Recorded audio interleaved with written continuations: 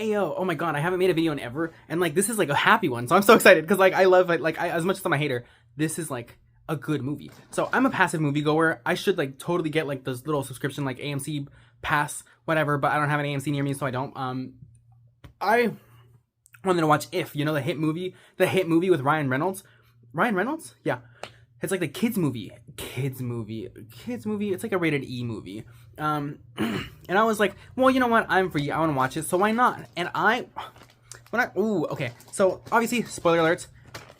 But I have like so many gripes about like things. Obviously, like Marvel kind of ruined cinema in the sense that it made everything kind of need to have like a whole grandiose feeling, and then like people are using that as a metric of success, and that's also like Disney's fault because they own that and they're Disney and Pixar movies, and that's kind of what takes up a majority of like cinemas.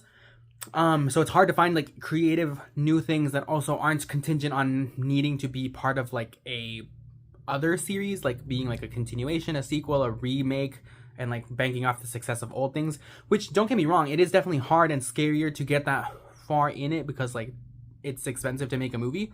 But that doesn't matter.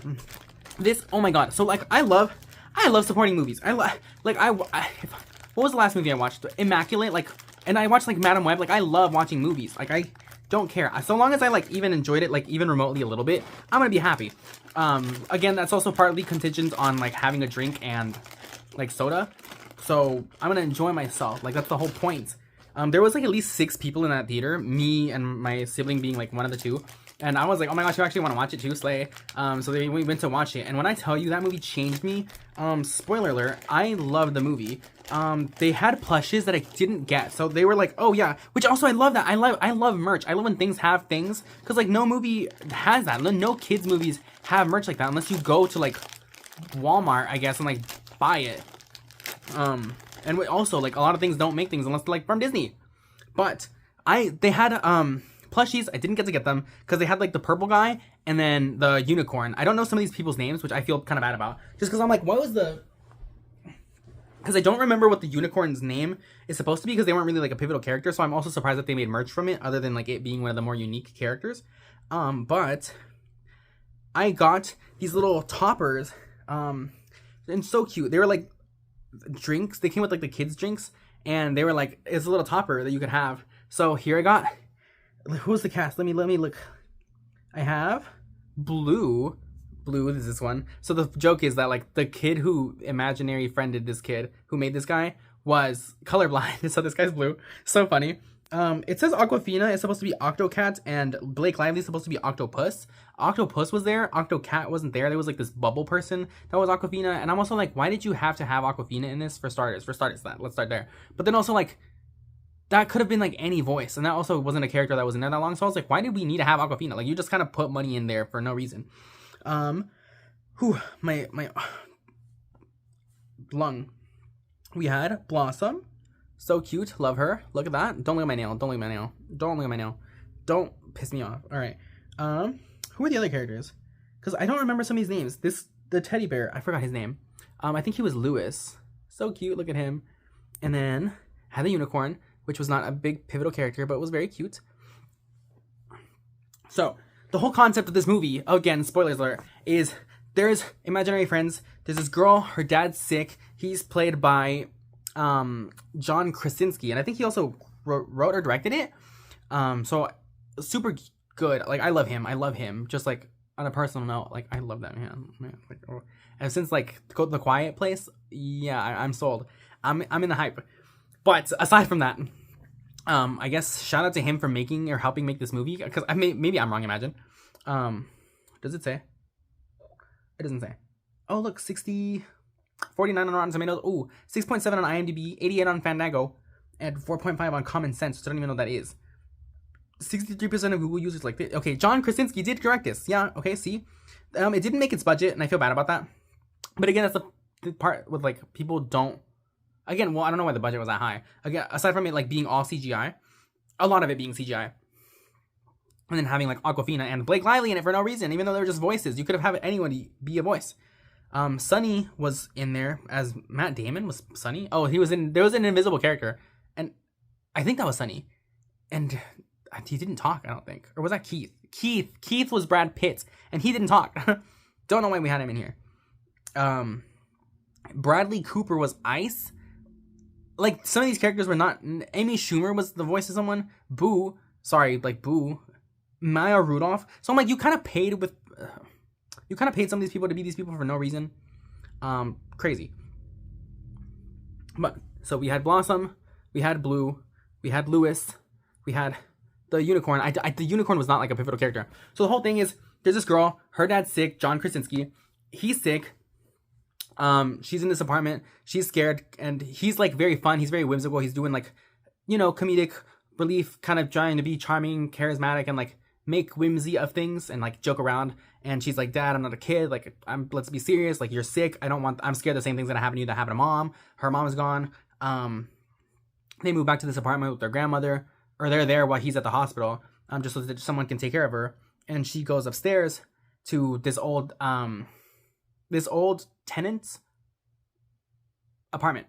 And then she finds, because she was following Blossom, I like having the visuals. She was following Blossom because she saw her and she was like, oh my god, like, what is that? Who is that? She follows her all the way. And then Ryan Reynolds, Cal, is like, oh my god. Sorry, where am I? Cal. was like, did she follow you? Whatever, blah, blah, blah. She shouldn't have seen you. Follows her, finds her, bothers them enough to open the door. They're like, okay, so you can see them. You see imaginary friends. I'm doing this whole thing. I'm saving imaginary friends. And Blue was like, if they don't, we disappear. And she's like, well, what are ifs? And it's like, imaginary friends, ifs, so cute, so fun. And so she becomes part of this because she's like, oh, well, I mean, like, who better to, because there's like that part where she's like distancing herself because she's 12. She's like, I'm not a kid. But then Cal was like, well, there she is. She's not a kid. Leave her alone. Like, she just won't be a part of it. She just knows now. And then later she was like, well, who's going to know better than like a matchmaking service of imaginary friends and kids than a kid? And he was like, well, there it is. Then you're a kid. Let's go help imaginary friends. A bunch of characters. If you saw the trailers, you saw like the little bubble, the glass of water, the burning marshmallow, just a bunch of zany characters. There's this part eventually where they go to this old amusement park that they used to go to, and that's where where the imaginary friend like hub is. So cute. There was this part where Lewis is telling her that he was like, well, Cal used to be fun too. He used to be a clown. Ryan Reynolds used to be a clown, and he used to like be enjoyable and fun, and now the place is like this or whatever. And she was like, well, this is kind of not what I was expecting, because it looked like a really boring building.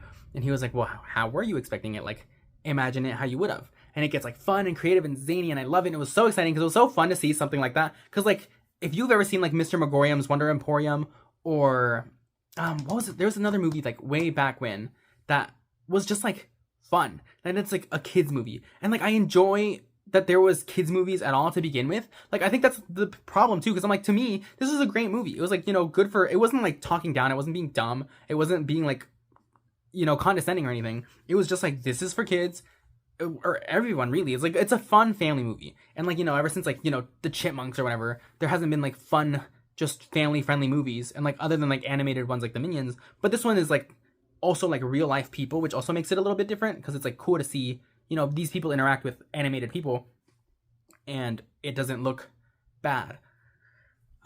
So there's some of these people have their imaginary friends, as we come to find eventually that Blue, when we're doing the whole thing is, if you don't find your imaginary friend, if you don't find a house for these imaginary friends, if they're forgotten about, they disappear. So stakes are high. You don't want them to disappear. There hasn't been like a visual experience of that happening, even in the throwback gag or anything, so we don't really know what that looks like. The way that they go about getting the memories for people of their imaginary friends was like going through situations that they used to before. So she has like files on them. She's like, this guy used to like love croissants, they used to own a bakery, and he would always be comforted by like the smell or whatever. So they like try to have that and find him, and that was Blue's. They find him, the guy's nervous, he's a nervous wreck, and like Blue always used to comfort him. There's like a whole cute thing, and he like places his hand on him, and like he feels him, but he doesn't like see him, and he like, they both glow red to show that they're like being connected. I don't really know what that means. I don't know if that like cemented the imaginary friend into like life forever or whatever. I didn't know how long that lasted, didn't really articulate any of that, but doesn't matter. There was a part where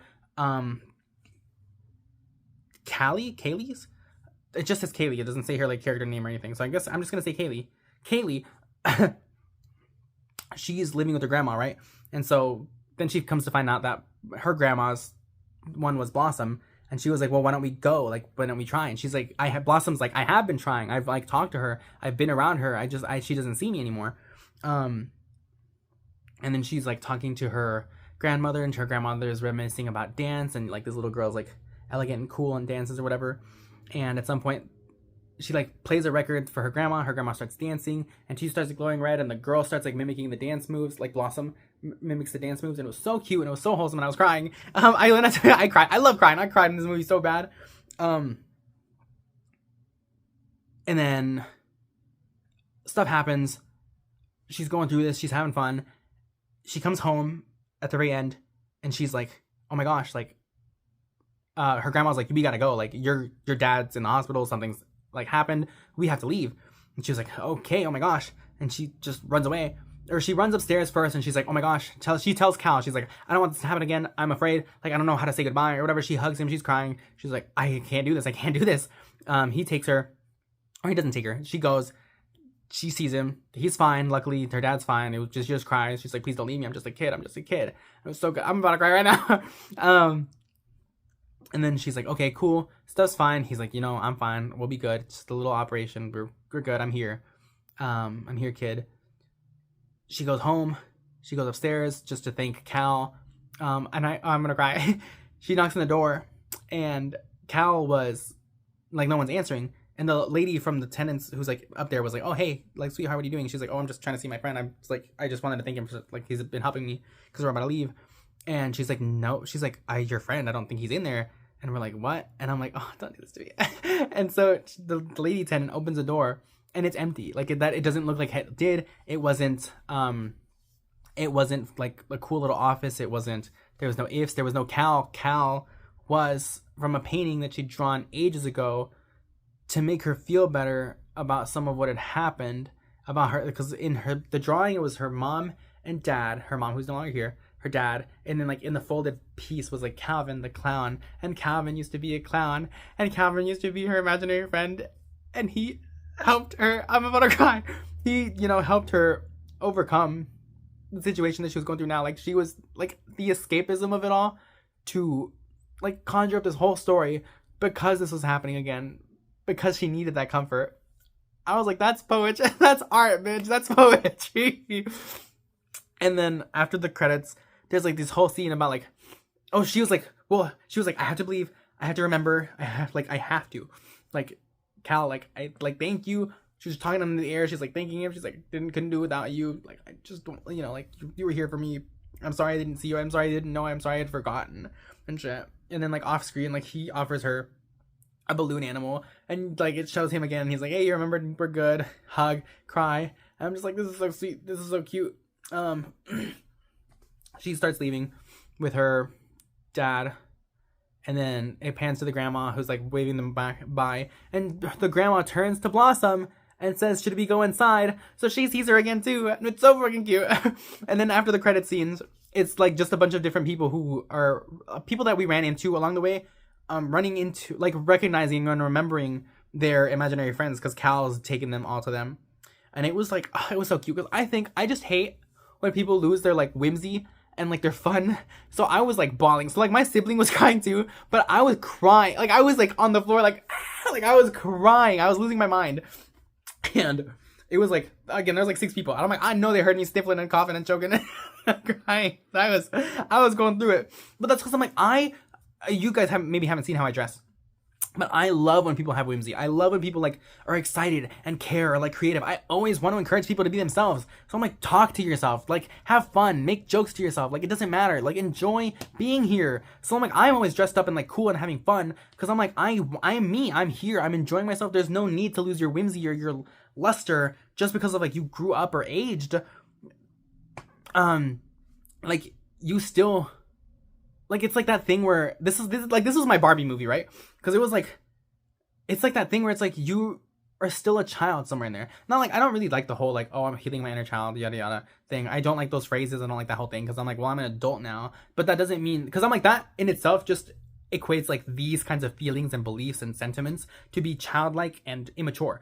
I think there's no harm in being excited or creative or finding whimsy and fun and enjoyment or having creativity, and that can follow you into adulthood. Like there's no things of those like parameters and emotions or like carrying yourself that is solely contingent on being a child. Like you can still enjoy yourself and have fun and excitement and whimsy.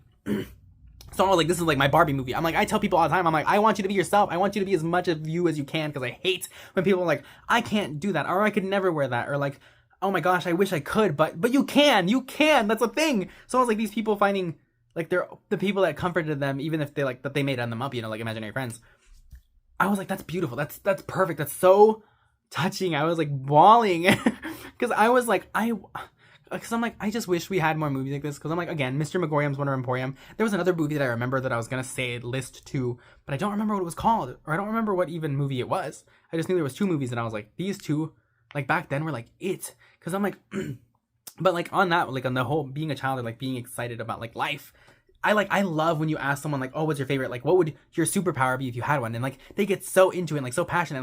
Or like when you're talking about like Avatar, like the elements one, not the blue people one, and they're talking about like, oh, like I'd probably choose firebending because I'm like this, or I would do this, and I'd like love to do this stuff, or like, and you hear them get creative with like all these things that they could do if they had these possibilities, and it's so charming. And I like seeing someone be like excited about like this, because I'm like, you still have that churning in you somewhere, like that joy and like that luster for just life, and it's so cute. Oh, it's so, I love it so much. So if it was good, like I fully intend to purchase this movie because I'm probably gonna cry at some point. Again, ooh, I unfortunately I'm like a week late because I'm so bad about recording videos. But gosh, if you can watch it, dang, like it was good. I loved it. My God. Yep. All right, that's it. I might re-record this if I'm being honest, because I'm not super fond of like the lack of structure. But I never have structure anyways, so I should have just thought about it a little more. But I just got off work, so I recorded it, and it's better than not recording anything like I haven't been. Watch If.